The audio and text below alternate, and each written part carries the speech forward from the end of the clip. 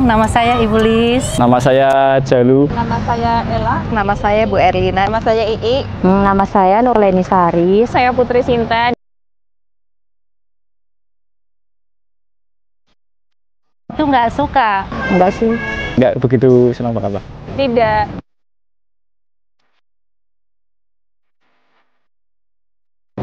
Enggak. Emang ada? Kayak yang di tali-tali itu.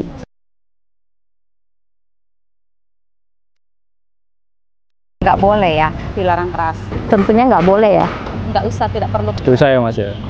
Nggak tahu sih. Sungguh tidak layak untuk menonton. Assalamualaikum warahmatullahi wabarakatuh. Kembali lagi di Bincang Ranjang Islami. Pengen tahu dong?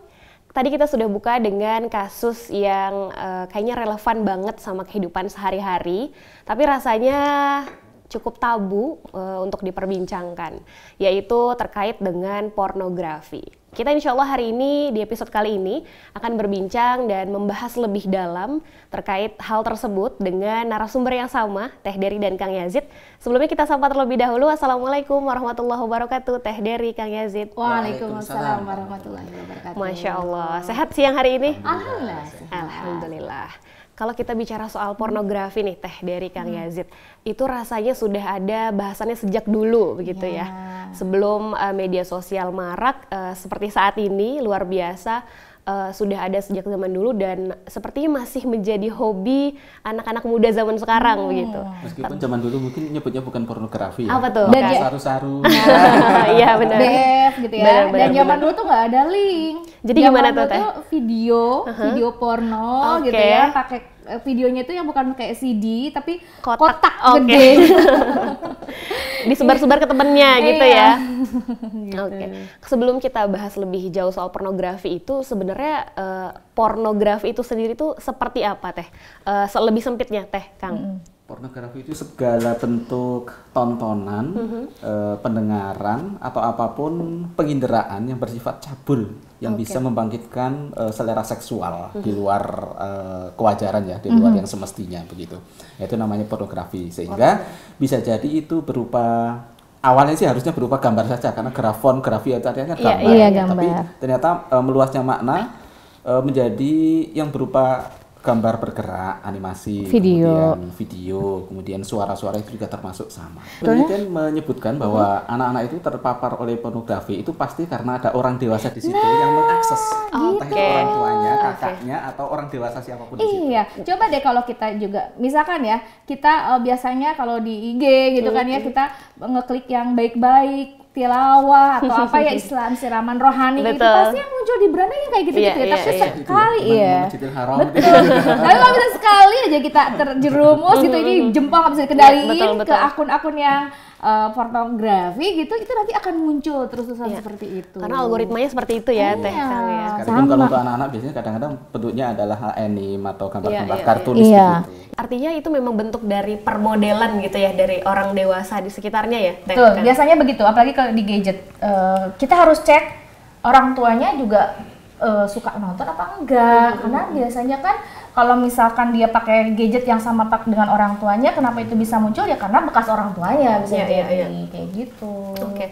Kalau ngomong soal anak muda gitu ya, apalagi yang sering diasumsikan dekat dengan pornografi adalah pria begitu. Kalau pria muda yang belum menikah mungkin memang belum ada media untuk menyalurkan fitrahnya sebagai manusia begitu ya. Jadi mungkin ya lewat pornografi begitu. Tapi kalau pria yang sudah dewasa, sudah menikah, itu apakah masih wajar, Teh Kang, untuk pornografi ini? Nggak wajar juga, nggak bisa dikatakan sehat ya orang yang suka nonton pornografi. Pasti tidak sehat secara psikologis, karena sehat itu menurut WHO ada dua kan. Sehat secara psikis, ada banyak lah, sehat psikis, sehat psikologis, sehat sosial gitu kan. Jadi ketika dia menonton, apalagi sampai edik, sampai kecanduan, ini berarti secara psikologis dia udah nggak sehat. Jadi mereka tuh sudah tahu yang aslinya, kenapa malah lihat yang gambar gitu? Itu biasanya kenapa tuh, Kang? Kalau dalam bukunya Lowan Brizendine, saya pernah membaca itu bahwa laki-laki itu punya dua otak ya. Otak pertama adalah otak yang di kepala, otak kedua adalah otak di bawah perut gitu ya. Artinya apa? Hampir separuh dari pikiran laki-laki itu memang tentang sexuality gitu. Sehingga mereka itu sehari-harinya menit demi menit itu tuh selalu ini muncul pikiran-pikiran tentang seksualitas, pikiran tentang ya kayak gitulah. Pokoknya yang berhubungan dengan kegiatan reproduktif seperti itu selalu muncul. Itu bisa tercermin dari obrolan laki-laki. Kalaupun bukan berupa kegiatan ya, laki-laki itu dikit-dikit ngomongin tentang yang kayak gitu yang menurut perempuan itu adalah omes, kasar, jorok dan sebagainya. betul. Oke.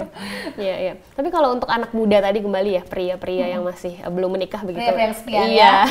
Oke. Kira-kira gimana untuk bisa mengelola diri supaya tidak kecanduan atau bahkan mendekati pornografi itu? Teh, Nah, satu-satunya memilih sadar untuk tidak melakukan itu. memilih sadar. Iya, karena kan nggak bisa dibilang dia tidak melakukan itu tidak dalam kondisi Iya, sadar. betul. Iya nggak sih? Iya. Alam bawah sadar akan selalu mendorong untuk ayo nonton. Wah sekali ini lagi, tobat enggak, udah cuma 10 kali lagi. Taunya berkali-kali kan gitu ya. Sehingga memang harus ada keinginan yang kuat dari dia untuk merubah kebiasaan itu kalau kamu mau sukses, karena ternyata ketika dia kecanduan pornografi ada perubahan sistem otak di dalam tubuh manusia ya. Konon saya mendengar kalau nggak salah dari Bu Eli Risman ya, menyatakan pakar bahwa parenting. bagian otak depan apa namanya? Prefrontal cortex Iya, itu bisa menyusut sampai 4, sekian persen gara-gara mengecil dan menyusut. 4, Oke. sekian Karena persen karena menonton pornografi. Dan ini adalah bagian otak yang membedakan otak manusia dan otak hewan. Hewan kecil begitu ya. Hewan, iya, bayangin. Berarti apa bedanya kita sama hewan dong? Kalau terus-terusan Kalau pornografi. terus-terusan pornografi, terpapar pornografi dan kita tidak merubahnya saat ini juga gitu. Dan perubahan-perubahan perilaku juga Semakin hewani. Semakin hewani.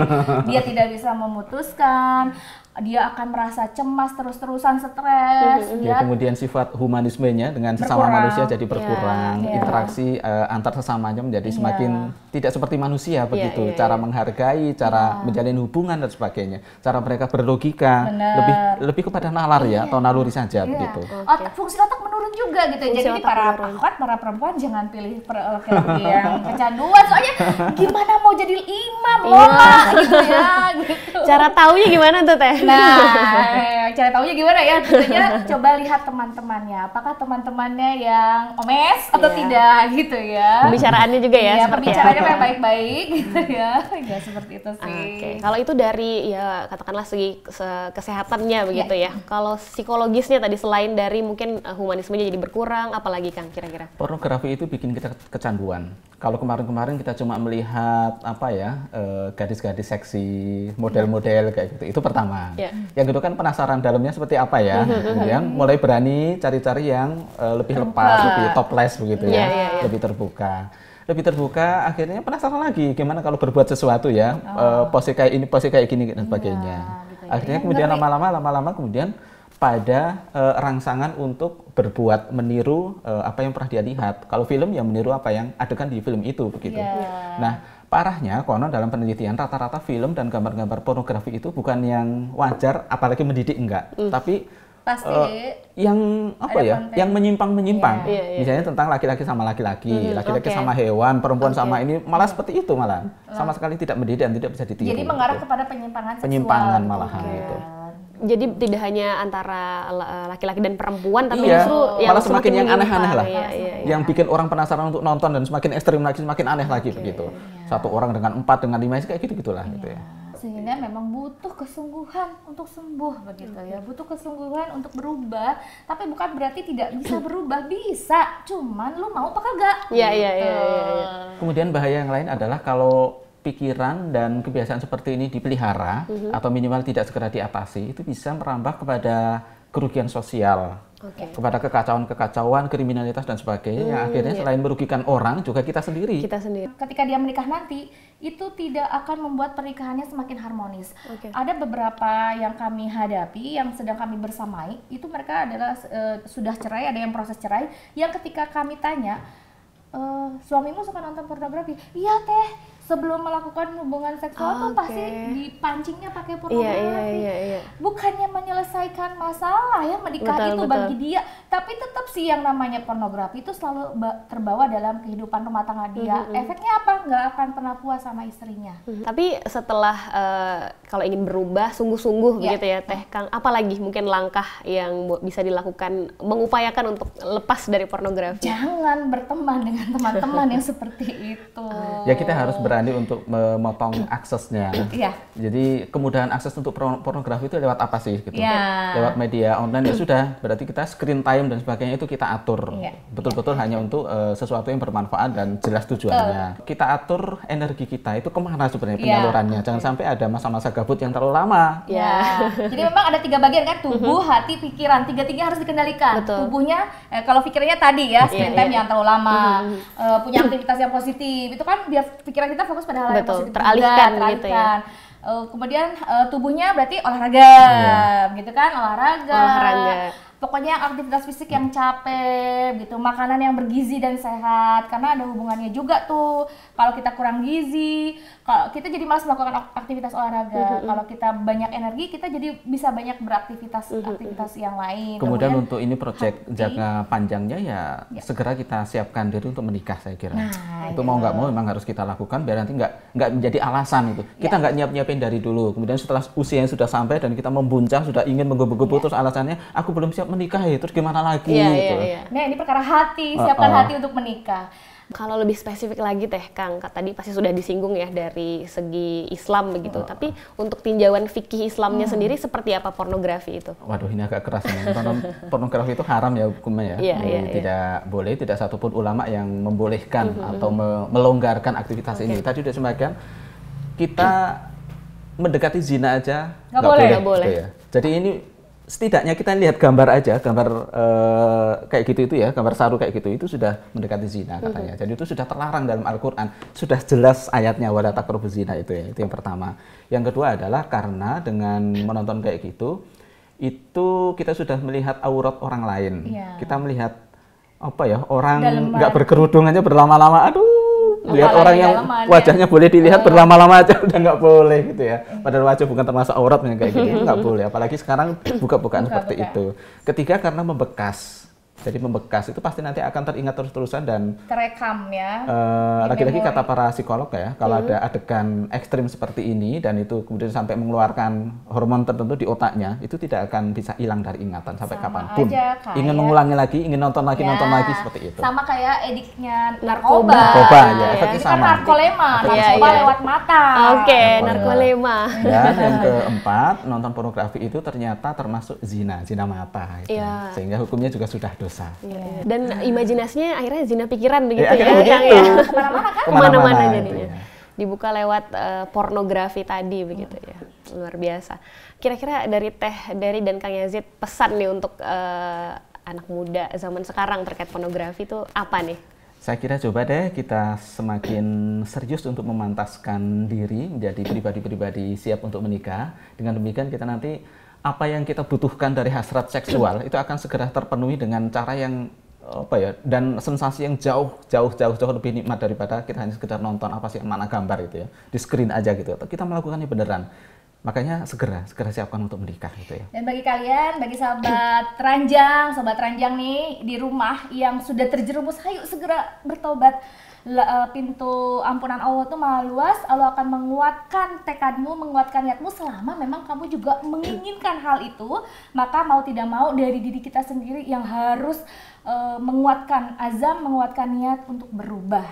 Dan kalau sudah berubah, meninggalkan aktivitas itu, berhijrah, insya Allah hidupmu akan lebih penuh berkah. Insya Allah penuh berkah begitu ya Teh Dery, Kang Yazid. Jadi melakukannya dengan sadar, meninggalkannya pun dengan sadar begitu ya. Luar biasa. Terima kasih banyak Teh Dery dan Kang Yazid, obrolan yang sangat inspiratif dan mengingatkan kita semua begitu ya.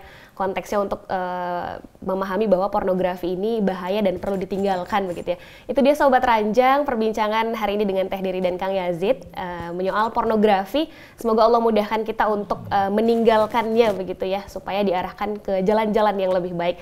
Jangan lupa saksikan terus episode Bincang Ranjang Islami lainnya. Bincang Ranjang Islami, pengen tahu dong? Assalamualaikum warahmatullahi wabarakatuh.